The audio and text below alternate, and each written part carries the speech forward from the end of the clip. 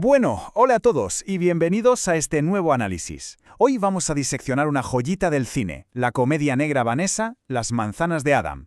Y ojo, porque lo vamos a hacer a través de la fascinante lente de la psicología analítica de Carl Jung. No vamos a hablar de una simple película para pasar el rato, que va. Vamos a desgranar una obra que literalmente desnuda la arquitectura del alma humana.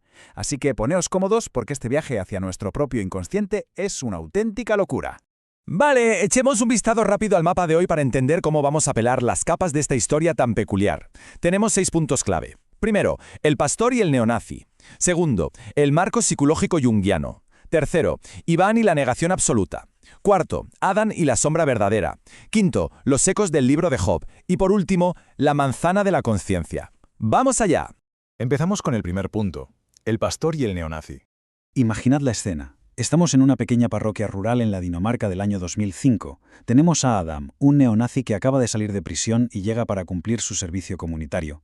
Y ahí choca, de frente, con Iván, el pastor de la iglesia, un tipo con un optimismo que roza directamente lo absurdo. Es importante recordar el contexto porque en 2005 Europa estaba lidiando con muchísimas tensiones migratorias, y la obra plasma esto metiendo bajo el mismo techo a un neonazi completamente nihilista y a Khalid, un inmigrante musulmán. ¿Y qué hace Iván ante este panorama? Pues en un alarde de inocencia increíble le pone a Adam una meta de rehabilitación que parece de broma: hornear una tarta de manzana con los frutos del árbol del patio. Llegados a este punto, tenemos que hacernos una pregunta. ¿Cómo demonios hornear una simple tarta de manzana se convierte en un auténtico campo de batalla espiritual? Y es que esta es la clave de todo, porque nos demuestra que no estamos ante una comedia negra sin más, sino ante un choque tectónico del inconsciente colectivo de toda nuestra sociedad. Pasamos al segundo punto, el marco psicológico junguiano. Fijaos en lo que decía el mismísimo Carl Jung. La sombra no es el enemigo del yo, es su maestro más brutal. Para entender la tensión que impulsa toda esta historia, hay que asimilar este concepto. La sombra no es un monstruo que viene de fuera, que va, es literalmente todo eso que un individuo o una sociedad entera rechaza, reprime o se niega en rotundo a aceptar de sí misma. Y claro, para que esta sombra opere y por fin se integre, necesita un espacio adecuado. Aquí entra un término fascinante, el témenos. Básicamente es un espacio sagrado de transformación, un recinto herméticamente cerrado. Y resulta que la parroquia funciona exactamente así, como un campo donde la mente de los personajes se ve obligada a confrontarse. Además, tenemos que hablar de la inflación psíquica. Esto pasa cuando alguien se identifica tanto con un rol superluminoso, digamos el del santo mártir, que pierde por completo su contacto con la realidad de la Tierra. Dentro de este espacio tenemos a unos personajes que Jung consideraría un mandala disfuncional, pero oye, súper operativo.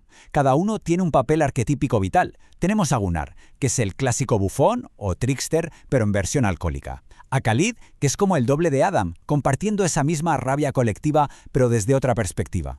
A Sara, el ánima o la portadora de vida. Y cómo no, ese enigmático cuervo nórdico que representa a la sombra cósmica, el mensajero de ese mal inexplicable que a veces simplemente habita nuestro universo. Sección 3. Iván y la negación absoluta. Lo realmente interesante de esto es que la fe de Iván es en el fondo un mecanismo de defensa increíblemente sofisticado. O sea, el tipo no reprime las desgracias, automáticamente las convierte en pruebas de fe antes de que siquiera lleguen a su mente consciente. ¿Que tiene un tumor inoperable? Pues examen divino al canto. ¿Que su esposa se suicidó? Él decreta que simplemente encontró su camino. ¿Que Adam es un nazi extremadamente violento? Iván solo ve en él un inmenso potencial para el bien. Literalmente niega el mal real. Cuando el cuervo destroza el manzano, él se limita a decir que es un obstáculo más a superar. Es una demostración patológica de inflación psíquica. Vale la pena hacer una pausa un momento para interiorizar todo esto. ¿Conocemos algún Iván en nuestro entorno? ¿Alguien que no deja de sonreír por muy terribles o insolubles que se pongan las cosas? O yendo un paso más allá, ¿en qué áreas reescribimos nosotros mismos la realidad simplemente para no tener que tragarnos ese dolor o ese miedo que nos asusta tanto? Como podéis imaginar, un escudo de negación tan brutal no puede sostenerse eternamente. Iván atraviesa un camino muy doloroso hacia el colapso. Pasa de esa fe total donde todo en el mundo es maravillosamente bueno a tener que reinterpretar pruebas cada vez más duras, hasta que la sombra, encarnada en Adam, lo empuja a una crisis absoluta. Y ahí, Iván colapsa. Ve la realidad del mundo y por fin llora. Pero ojo, que este llanto es súper sanador. Es lo que le permite reconstruir su vida y llegar al último paso. Una fe madura y con los ojos bien abiertos. Una que decide creer a pesar de saber que el mal es real. Y esto nos lleva a la sección 4. Adam y la sombra verdadera. Y esto ilustra de maravilla el contraste perfecto entre los dos.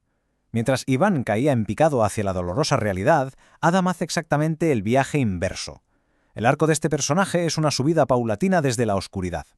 Empieza hundido en el nihilismo puro, donde nada le importa, pero ese T- de la comunidad lo atrapa.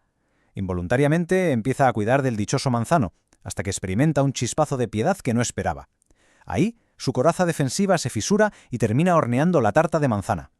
Poco a poco, la oscuridad deja paso a la integración de su mente, y el verdadero self asoma la cabeza. Aquí está la gran paradoja. Adam, que a priori es la peor escoria para la sociedad, actúa como el verdadero catalizador terapéutico. Y es que resulta que la sombra siempre porta una verdad que nuestro yo consciente no quiere ni mirar. Mientras todos en la iglesia le siguen el rollo a Iván por pena, Adam es el único con el valor de decir las cosas como son. Esa crudeza arranca de cuajo las ilusiones haciendo el trabajo implacable del mejor analista del mundo. Paremos un segundo a pensar en nuestra propia realidad. Si Adam encarnaba la sombra colectiva de aquella Europa de 2005, ¿cuál diríais que es nuestra sombra colectiva de hoy en día? ¿Qué grupo nos provoca ese rechazo tan visceral e instintivo? Porque, y esto es vital, Jung advertía que justo ahí, en el corazón de lo que más repudiamos, suelen esconderse las lecciones más valiosas sobre nosotros mismos. Pasamos al quinto punto. Ecos del libro de Job. Resulta que Jung escribió una de sus obras más rompedoras llamada Respuesta a Job. Y si nos fijamos, esta historia es básicamente una adaptación nórdica de ese texto. El Job de la Biblia lo pierde absolutamente todo, pero no huye, planta cara a su sufrimiento sin inventarse excusas. Iván, sin embargo, hace todo lo contrario. Sufre injustamente, sí, pero usa la religión para disociarse por completo de la realidad. Como diría Jung, una fe que nunca ha pasado por la tormenta de la duda es una fe que sigue en estado infantil. Y siguiendo con este enorme paralelismo bíblico, el papel de Adam cobra una magnitud colosal. Actúa exactamente igual que el Satán del libro de Job. No viene a ser el clásico malo de película, viene como la sombra de Dios. Alguien que llega con permiso divino para poner a prueba si lo de Iván es fe de verdad o solo un gigantesco mecanismo de negación. Viene a desnudar su cobardía para ver si debajo de esa sonrisa eterna hay una convicción genuina o solo humo. Antes de llegar al final, hagamos una última pausa reflexiva. Job llegó a preguntarle a Dios, ¿por qué sufro yo si soy inocente? Y todos, en algún momento, hemos gritado a la vida buscando explicaciones para algo que no nos merecíamos. Pero, ¿qué pasaría si la espera por una respuesta fuera el problema? ¿Y si obsesionarnos con encontrarle un porqué lógico a todo lo que nos hace daño fuera la verdadera trampa que nos deja paralizados? Y así entramos en el último punto, la manzana de la consciencia. El punto clave de todo esto es el siguiente. El manzano no va de botánica, ni muchísimo menos. Cultivar esa manzana representa el acto ancestral de comer del árbol del conocimiento. Es un despertar. Y lo que nos dice este análisis es que el verdadero proceso de individuación, de madurez humana, exige que asimilemos tanto lo bueno como lo malo. Requiere que integremos esa sombra colectiva que nos hemos empeñado en dejar apartada en la más absoluta oscuridad.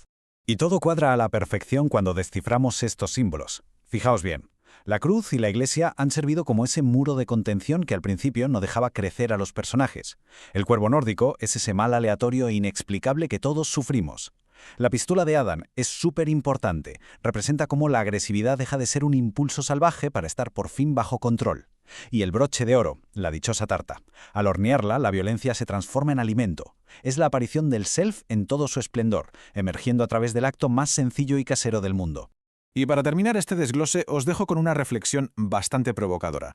Hemos visto cómo una historia utiliza de forma brillante a su personaje más oscuro, para sacar a la luz verdades que curan, cosas que la luz prefería no tocar. Si resulta que la parte más rechazada, escondida e incómoda de nuestra sociedad es, a veces, la única que nos dice las cosas a la cara, entonces, ¿qué verdad tan gigantesca estamos intentando tapar hoy en día? Es un pensamiento para darle unas cuantas vueltas, ¿eh? Muchísimas gracias por acompañarnos en esta exploración visual y nos vemos en el próximo análisis.